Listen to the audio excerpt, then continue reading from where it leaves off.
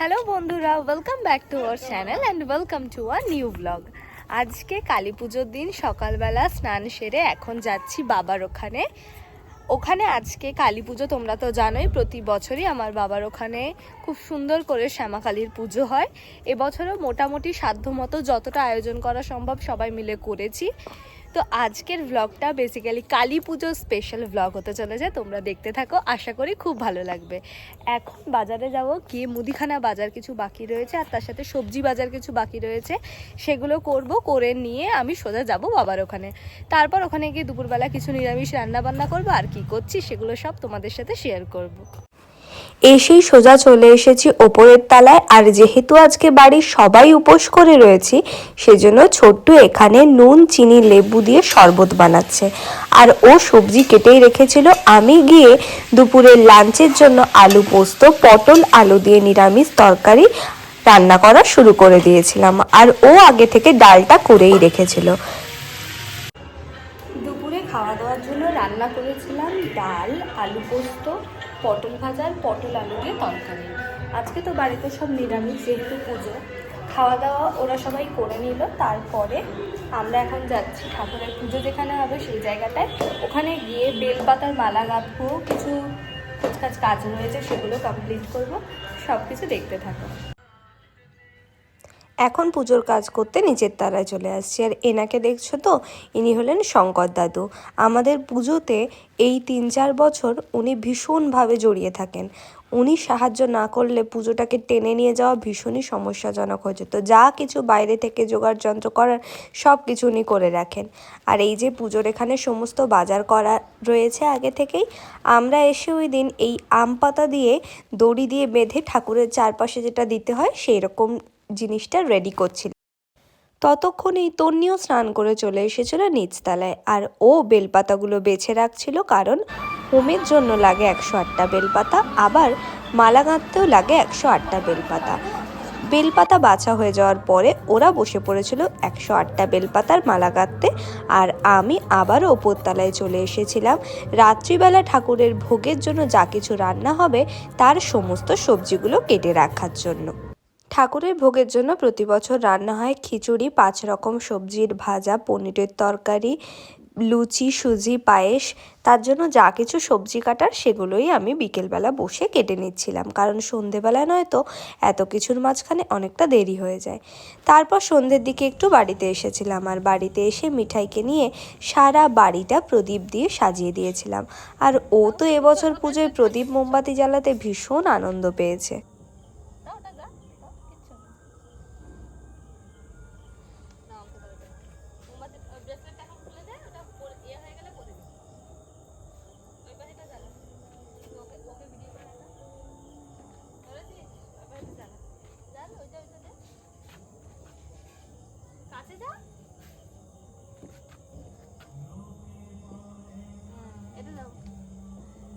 তুমি একা একা দাও, এটা ভয় পাচ্ছ কেন? তো হয়ে গেছে তো, কোনো ভয় নেই তো।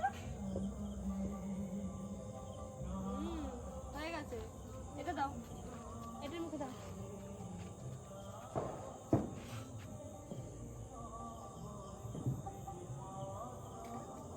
মামা বড় হয়ে গেছে, একা একা মোমবাতি জ্বালাতে পারছে।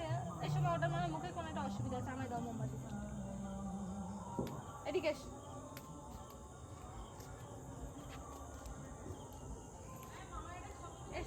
এটা ধরো, হ্যাঁ ছবি তোলো তো, এটা দাও। তুমি ধরো, নিজে নিজে মোমবাতিটা ধরো। নাও চলো মামি, তাকাও তাকাও, কাকার দিকে একটু তাকাও।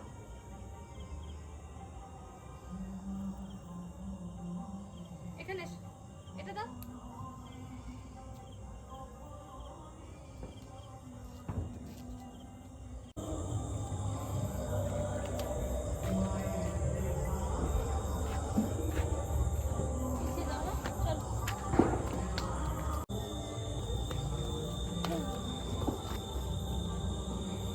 এটা ওদিকটা গিয়ে করবো, এখন দড়িটা আসছে।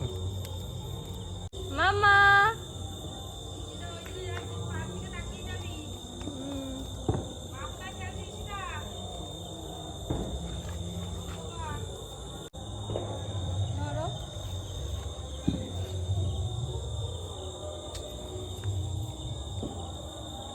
এই কাকা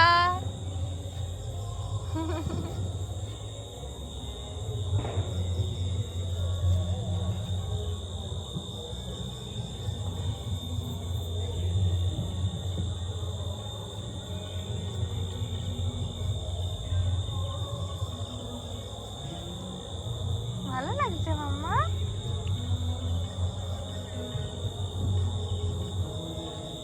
এগিয়ে এসো।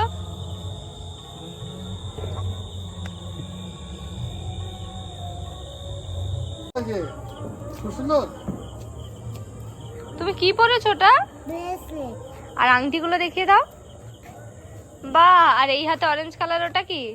অরেঞ্জ কালারটা ঘড়িটা। ঘড়ি? আর মাথায় ওটা কি ক্লিপ? ললিপপ। দেখি একটু ক্লিপটা, একটু মাথা ঘুরিয়ে এদিকে দেখাও।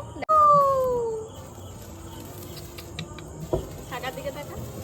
ওই তো কাকা, ওই তো। এদিকে দেখা। কিচ্ছু হয় না। মাম্মা ভালো।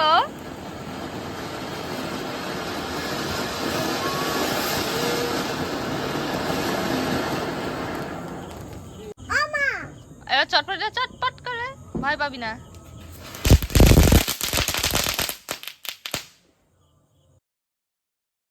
সন্ধেবেলা বাজি ফাটিয়ে প্রদীপ জ্বালিয়ে এত কিছু করে সবাই মিলে খুব আনন্দ করে তারপর সাজুগুজু করে রেডি হয়ে চলে গেছিলাম আবারও ওই বাড়িতে। ওখানে গিয়েই আমি বসিয়েছিলাম এই এত বড় কড়াইতে এক কড়াই খিচুড়ি আর বেগুন ভাজা। আর এদিকে বোনরা ততক্ষণে ভোগের সমস্ত রান্না করা কিন্তু শুরু করে দিয়েছে। তন্নি যেহেতু প্রতি বছর সংকল্প হয়, ওই জন্য ও পুজোতে বসার আগেই পায়েসটা রান্না করে দিয়ে যায়। আর আমি এখানে রান্না করা খিচুড়ি সবাই তো খেয়ে বিশাল প্রশংসা করেছিল। আমি ভাবতেই পারিনি এত বড় কড়াইতে এতখানি খিচুড়ি আমি এত অনায়াসেই রান্না করে ফেলবো। ততক্ষণে গৌরবও চলে এসেছিল। আর এদিকে 10টা না বাজতে বাজতেই শুরু হয়ে গিয়েছিল ঘর তুলতে যাওয়ার প্রস্তুতি।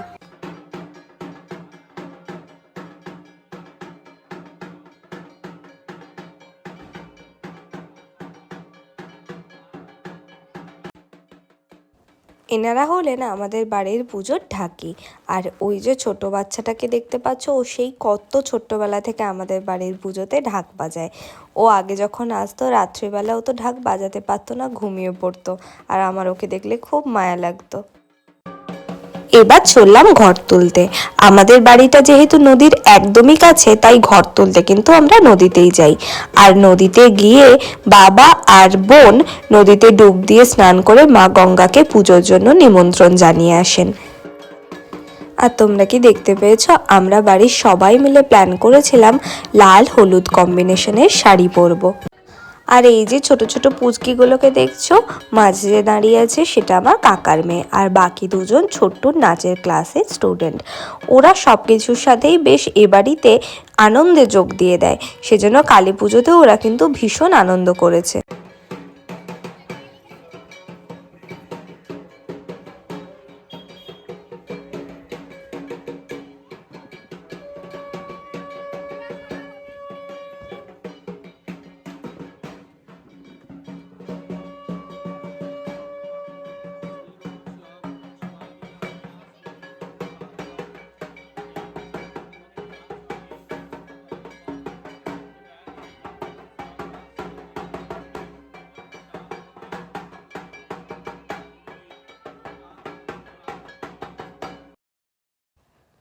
তার কিছুক্ষণের মধ্যেই ভোগের সমস্ত রান্না হয়ে গিয়েছিল ঠাকুরের।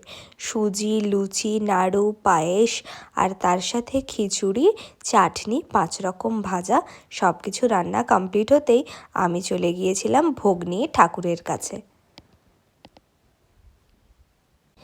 তারপর পুজোর ফাঁকে বাড়ির সমস্ত মেয়েরা মিলে আমরা বেরিয়েছিলাম একটু আমাদের বাড়ির একদম পাশেই থানায় যে কালী পুজো হয় সেই কালী পুজোর ঠাকুর দেখতে যাব বলে। আর এই দেখো আমরা সবাই কি সুন্দর লাল হলুদ কম্বিনেশনের একসাথে শাড়ি পাঞ্জাবি পরেছিলাম। আমার তো ভীষণ ভালো লাগছিল। যাওয়ার রাস্তায় হঠাৎ করে ছোটবেলার একটা স্মৃতি যেন চোখের সামনে ফুটে উঠেছিল। আর সেটা তোমরাও এক ঝলক দেখতে পাচ্ছ নিশ্চয়ই। আগে আমরা ভোরবেলা উঠে এই শরৎকাল আসলেই কত শিউলি ফুল কোড়াতাম, সেটা এখন স্মৃতি হয়ে গেছে। কিন্তু আজ অনেক দিন পর ওই রাস্তায় যাওয়ার পথে আবারও দেখলাম রাস্তা ভরে শিউলি ফুল পড়ে আছে। আমি আর সেটা কুড়োনোর লোভটা সামলাতে পারলাম না, সবাই মিলে বসে পড়েছিলাম শিউলি ফুল তুলতে, আর আঁচলে একদম ভর্তি করে নিয়ে এসেছিলাম শিউলি ফুল মায়ের উদ্দেশ্যে। এখন চলে এসেছি সেই কালী পুজোয়। এটা থানার কালী পুজো, আমাদের বাড়ি থেকে মাত্র 5 মিনিটের ডিস্টেন্স। অন্যান্য বছর পুজোর সময় বাড়িতে এত চাপ থাকে যে এখানে প্রতি বছর এই দিনে আসা হয়ে ওঠে না। এরপর 4-5 দিন কিন্তু এখানে মেলা হয়, তখন এখানে অবশ্যই আসবো, নতুন নতুন ভিডিও তোমাদের সাথে শেয়ার করব। আগে খুব মনে আছে, দিদা আমাদেরকে হাত ধরে নিয়ে আসতো এই পুজোটাতে, বাড়ির পুজোর এক ফাঁকে এখানে এসে ঘুরে যেত। আজকে দিদাকে খুব মিস করছিলাম সব কিছুর মধ্যে। তারপরে বাড়ি ফিরে আসতেই দেখলাম পুজোয় হোমের পর্বে আমরা পদার্পণ করেছি। আর শীতকালে এরকম ভোরবেলায় হোমের জন্য যেন মনে মনে একটা অপেক্ষাই চলতে থাকে। ওই আগুনের তাপটা এসে যেমন সমস্ত বিপদ সরিয়ে দেয়, তেমনই কিছুক্ষণের জন্য কিন্তু ঠান্ডা ঠান্ডা একটা অনুভূতি থেকে একটা গরম অনুভূতি এনে দেয়। ओम तत्सवितुर्वरेण्यं स्वाहा इदं तत्सवितुर्वरेण्यं भर्गो देवस्य स्वाहा इदं भर्गो देवस्य धियो न যোগলগ্ন দণ্ডপল মুহূর্ত কাং সকেশু এবং গুণবিধি বিশেষণ বিশিষ্টায়াং পুণ্যাহ পূর্ণতীর্থৌ আলিম্মানগোত্র যে যার নাম 14 দিনে অস্মৎ পূর্ব বাৎসরকৃত ভগবত্যা সপরি বারয়া মহাকাল ভৈরব সহিত মাতা শ্যামাকালিকা পূজনাদি পরমান্তে অষ্টাদশ শতসংখ্যক বিল্লপত্রাদি ঘৃতাহুতি কর্মণি পূর্ণাহুতি দান কর্মণি নারিকেল ফলম অহং যজ্ঞম সম্প্রদায়